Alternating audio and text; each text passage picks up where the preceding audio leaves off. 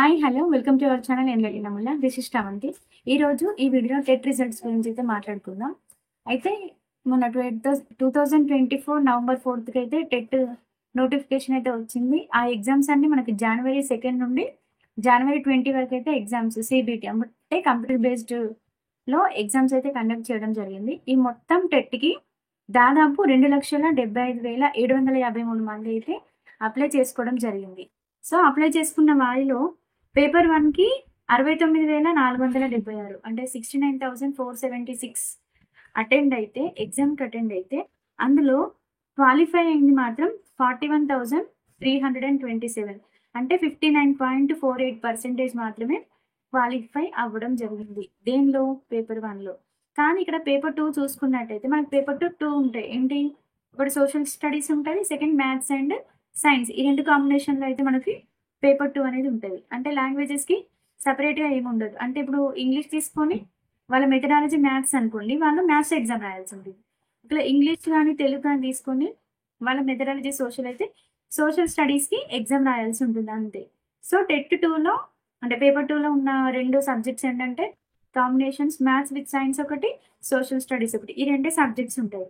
ఈ maths and సైన్స్లో 69,390 members attend అయితే కేవలం 23,755 మెంబర్స్ మాత్రమే క్వాలిఫై అయ్యారు. అంటే మొత్తం 34.24%. 34% అంటే పాస్ పర్సెంటేజ్. అసలు ఎంత తక్కువ పాస్ పర్సెంటేజ్ ఉందో చూడండి మీరు క్వాలిఫై అయిన వాళ్ళు. ఇంకా ఇందులో కనుక మనం చూసుకుంటే ఇంకా ఎస్సీ ఎస్టీ బీసీ అట్లా డివైడ్ చేస్తే కనుక మ్యాక్సిమం ఓసీ అంటే 90 మార్క్స్ వచ్చిన వాళ్ళు చాలా చాలా తక్కువ మంది ఉండి ఉంటారు. ఎందుకంటే 90 మార్క్స్ తెచ్చుకోవడం అంటే చాలా కష్టం. ఎందుకంటే ఇప్పుడు పేపర్ చాలా టఫ్గా వచ్చిందంట.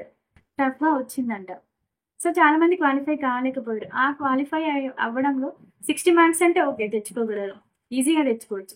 75 అంటే కొంచెం కష్టపడితే తెచ్చుకోవచ్చు. కానీ 90 రావాలంటే మాత్రం నిజంగా చాలా చాలా కష్టం. కానీ ఈ టీచర్ ఎలిజిబిలిటీ టెస్ట్కి ఈ క్యాస్ట్ వైజ్గా ఈ క్వాలిఫికేషన్ మార్క్స్ అయితే నిజంగా అంత చెప్పుకోదగ్గ అట్రాక్టివ్గా అయితే లేవు. ఎందుకంటే అవి ఎవరికి మేలు చేసేలా లేవు. టీచర్ ఎలిజిబిలిటీ టెస్ట్ అంటే ఆ అభ్యర్థికి టీచర్ ఎలిజిబిలిటీ క్వాలిటీస్ ఉండాలి అంటే అందరికీ అసలు 75 అనేది క్వాలిఫైయింగ్ మార్క్స్ పెడితే బాగుంటుండే. 75 మార్క్స్ రావాలి అని. ఎందుకంటే 60 అంటే మరీ తక్కువ అయిపోయినాయి, 90 అంటే మరీ ఎక్కువైపోయినాయి. ఒక కామన్ అభ్యర్థికి 90 మార్క్స్ రావాలంటే నిజంగా చాలా కష్టమే. ఎందుకంటే పేపర్స్ అలా ఉంటాయి, అన్ని సబ్జెక్ట్స్ చదవాల్సి ఉంటుంది టెట్లో. అవునా? అంటే రిజర్వేషన్ గురించి మాట్లాడుతుందని అనుకోవద్దు.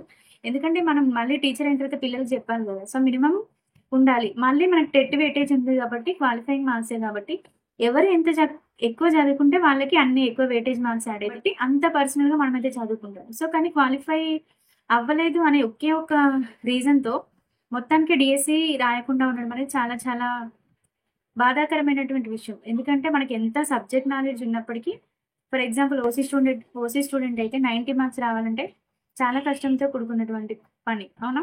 ఫర్ ఎగ్జాంపుల్ నాకు సోషల్ స్టడీస్ బాగా వచ్చు, కానీ రిమైనింగ్ సబ్జెక్ట్స్ రాకపోతే, ఇంగ్లీష్ తెలుగు రాకపోతే నేను సైన్స్ బాగా చదువుతా. సైన్స్ అంటే బయో సైన్స్లో నేను ఎంత ఎక్స్పర్ట్ అంటే అంత ఎక్స్పర్ట్. కానీ నాకు ఫిజిక్స్ రాదు, మ్యాథ్స్ రాదు. సో నేను టెట్ ఎట్లా క్వాలిఫై అవుతాను? అందులో ఓసీ అయితే 90 మార్క్స్ ఎట్లా వస్తాయి కదా. 75 మార్క్స్ మినిమం క్రైటీరియాగా టెట్కి. ఎందుకంటే ఏ జాబ్లో అయినా రిజర్వేషన్ ఉండొచ్చు, కానీ నిజానికి టీచర్ జాబ్లో మాత్రం రిజర్వేషన్స్ ఈ తక్కువ మార్కులు ఎక్కువ మార్కులు ఉండవు. అందరికీ టెట్ కామన్గా 150కి 75 మార్క్స్ కట్ ఆఫ్ అని పెట్టి ఎవరికైతే 75 మార్క్స్ వస్తారో వాళ్ళనే ఎలిజిబిలిటీగా తీసుకోవాలి. ఒకవేళ బ్యాక్లాగ్ పోస్టులు ఉంటాయి, వాళ్ళకి ఎస్సీ ఎస్టీలో రిజర్వేషన్లో ఖాళీలు మిగిలిపోతాయి అంటే ఆ బ్యాక్లాగ్ అట్లనే కంటిన్యూ చేసి ఎవరైతే 75 మార్క్స్ క్రాస్ చేస్తారో వాళ్ళకి ఎలిజిబిలిటీ ఇస్తే కనుక ఎడ్యుకేషన్ సిస్టమ్ ఖచ్చితంగా ఇంప్రూవ్ అవుతుంది. మంచి మంచి రిజల్ట్స్ అయితే మన ఎడ్యుకేషన్ సిస్టంలో వస్తాయి. ఓకేనా? సోషల్ స్టడీస్ వాళ్ళు చూడండి, 66,412 మెంబర్స్ అప్లై చేసుకుంటే అంటే ఎగ్జామ్కి అటెండ్ అయితే కేవలం 18,629 మెంబర్స్ మాత్రమే పాస్ అయ్యారు. అంటే 28.05% పాస్ అయ్యారు. ఇంకా మ్యాథ్స్ సైన్స్ కన్నా సోషల్ స్టడీస్లో క్వాలిఫై అయిన వాళ్ళు చాలా చాలా తక్కువ మంది ఉన్నారు. చూడండి, అంటే పేపర్ ఎంత టఫ్ వచ్చి ఉంటుంది. అంటే ఇప్పుడు మీరు అనుకుంటారు, అంటే అక్క నాకు టెట్లో చాలా తక్కువ స్కోర్ వస్తుంది, నేను డిఎస్సిని క్రాక్ చేయగలనని ఇంతకుముందు చేసినటువంటి ప్రీవియస్ వీడియోలో చాలా మంది కమెంట్ చేయడం అయితే జరిగింది. అంటే ఇప్పుడు ఈ రిజల్ట్ని మీకు చూపెట్టడానికి రీజన్ ఏంటి అంటే టెట్ క్వాలిఫై అయ్యారు అంటే మీరు జాబ్కి ఎలిజిబుల్ అన్నట్టే. ఎందుకంటే టెట్ క్వాలిఫై అయ్యారంటే డిఎస్సి మీ చేతిలో ఉంటుంది కాబట్టి టెట్‌లో మినిమమ్ మార్క్స్ అంటే 75 వచ్చినా కూడా 20లో 10 మార్క్స్ మీ దగ్గర ఉన్నట్టే. సో, ఇంకా 80లో 70 మార్క్స్ తెచ్చుకుంటే 70+10 80 నో ప్రాబ్లమ్ జాబ్ వచ్చేస్తది. సో, ఎవరైనా తక్కువ స్కోర్ ఉంది అని అనుకున్న వాళ్ళు, నాకు తక్కువ స్కోర్ వస్తుంది, జాబ్ వస్తుందో రాదో అని బాధపడకుండా మీ ప్రిపరేషన్‌ని కంటిన్యూ చేసుకోండి. 100% ఎఫర్ట్ పెట్టి మంచిగా టైమ్ టేబుల్ ప్రకారం, ప్లానింగ్ ప్రకారం, సిలబస్ ప్రకారం మంచిగా చదువుకోండి. జాబ్ కొట్టడానికైతే ట్రై చేయండి. నాకు టెట్‌లోనే తక్కువ మార్కులొచ్చినాయి. టెట్టే బాగా స్కోర్ రాలేదు. డీఎస్సీ వస్తుందని మాత్రం అనుకోకండి. టెట్‌కి, డీఎస్సీకి చాలా చాలా వేరియేషన్స్ ఉంటుంది. ఇది స్కూల్ అసిస్టెంట్ విషయంలో. ఎస్‌జిటి రావాలంటే మాత్రం టెట్‌లో హై స్కోర్ ఉండాలి. ఎందుకంటే టెట్ సబ్జెక్ట్సే మళ్ళీ మనకి డీఎస్సీలో ఉంటాయి. ఎస్‌జిటి రాసేవాళ్ళు ఏ ఒక్క సబ్జెక్ట్‌ని కూడా నెగ్లెక్ట్ చేయడానికి వీల్లేదు. మళ్ళీ మనం ఎస్‌జిటి టీచర్ అయితే గనుక మనకి స్కూల్‌లో ఏ వేకెన్సీ ఉంటే ఏ సబ్జెక్ట్ చెప్పమంటే ఆ సబ్జెక్ట్ మనం చెప్పగలగాలి కాబట్టి అన్ని సబ్జెక్ట్‌ల మీద పర్ఫెక్ట్ గ్రిప్ వచ్చేలాగా చదువుకొని టెట్ స్కోర్‌ని ఇంప్రూవ్ చేసుకొని ఎస్‌జిటి జాబ్ కొట్టుకుంటే మనకి ఆ కాన్ఫిడెన్సే ఒక రకంగా ఉంటుంది కాబట్టి టెట్‌కి మంచిగా చదవండి. యాస్ వెల్ యాస్ డీఎస్సీ కూడా మంచిగా ప్రిపేర్ అయ్యి జాబ్ కొట్టండి. కానీ అదే స్కూల్ అసిస్టెంట్ వాళ్ళు స్కోర్ తక్కువుంది, జాబ్ వస్తదో రాదో అని అనుకోకుండా 100% మీ కంటెంట్ మెథడాలజీ 100% ఇస్తూ దానికి ప్యారలల్‌గా పర్స్పెక్టివ్ ఇన్ ఎడ్యుకేషన్ చదువుకుంటూ కరెంట్ అఫైర్స్ జీకే మీద కొంచెం కొంచెం ఫోకస్ చేసుకుంటూ ప్లానింగ్ ప్రకారం చదువుకోవాలి. ఓకేనా? ఆల్ ది బెస్ట్ అండి.